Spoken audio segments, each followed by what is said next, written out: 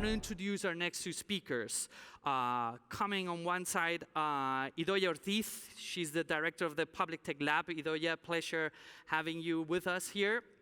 And with Idoia, I want to also introduce Tracy Marie Lane, all the way from DC, I believe, and she's the leading practice manager at the World Bank. So Idoia, Tracy, thank you so much for being here, and the floor is yours. Thank you, Alex. What a hat, by the way. I like that. So yes, I'm Idoia. Thank you so much for the introduction. I'm very happy to be here with Tracy. Actually, she is practice manager at the World Bank, but also she is leading the Govtech Global Partnership. And that's why she's here with us today. You can imagine that for those that we are trying hard to advocate for Govtech and to push this agenda forward, it's super important to have the World Bank with such an initiative. So let's start from there. What is the initiative about? What's the goal? Who is in? How we can be in the initiative? Let us know, please.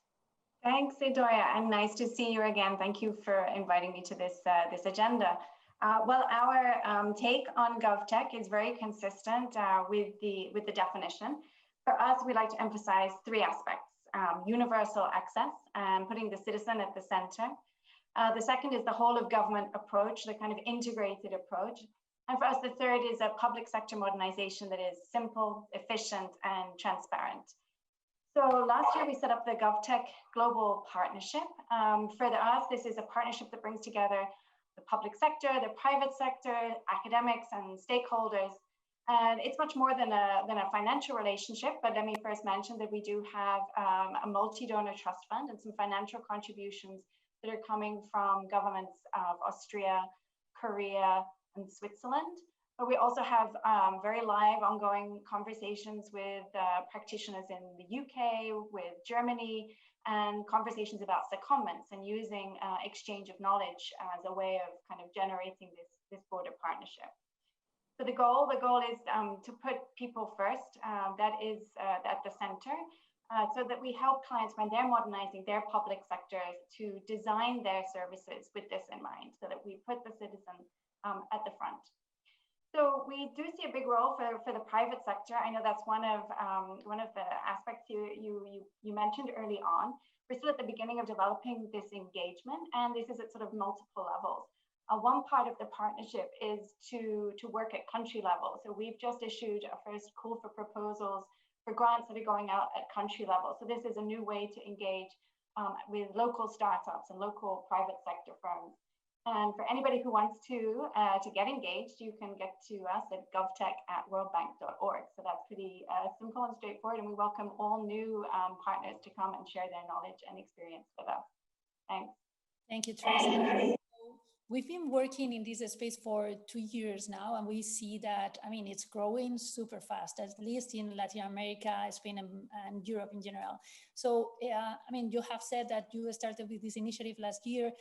Which are the main developments that you see in the Govtech space? So that's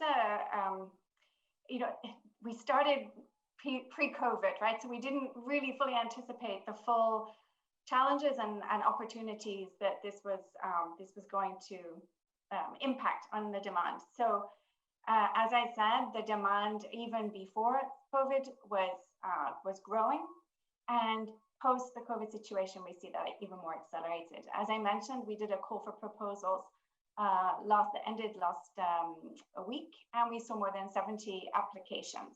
So many of the motivations that are coming from countries to adopt Govtech are varied. So they're from citizens' demand for public services and a need to respond to that, to fiscal constraints and a need to be more efficient, particularly with the current set of resources. So, a trend has been for a higher demand for core government services, which are, say, cloud-based, looking at cloud-based solutions. So a focus on financial management or human resource management systems, looking at those more efficient use of technology.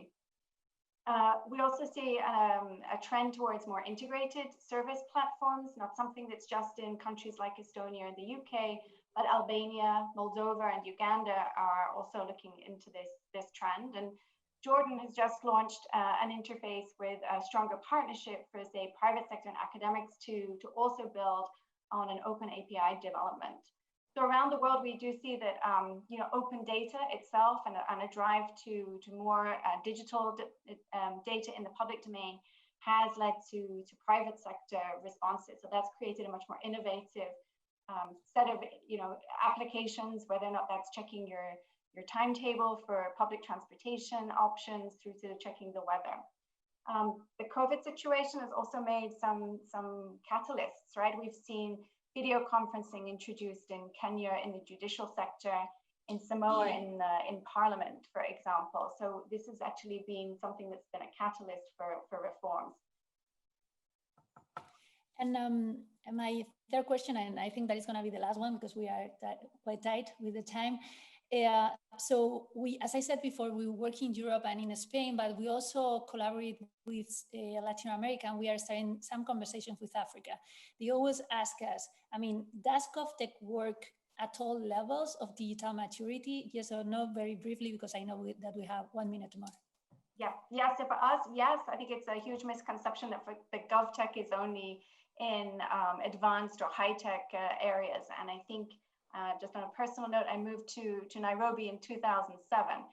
So that was the year that the M-Pesa was launched, right? The mobile money platform in Nairobi. So for sure, these GovTech solutions are not coming from one direction to another, and they are across all levels of digital maturity. Thank you so much, Tracy. This has been like fast overview on how is the global GovTech situation. Now we're going to go a little bit more in the national level with Lithuania and their example. That it's an amazing example, very new, but I am sure that we're going to learn a lot from it. Thank you so much, Tracy. It's a pleasure. Thanks. Thank you very much, Tracy. Thank you very much, Idoia.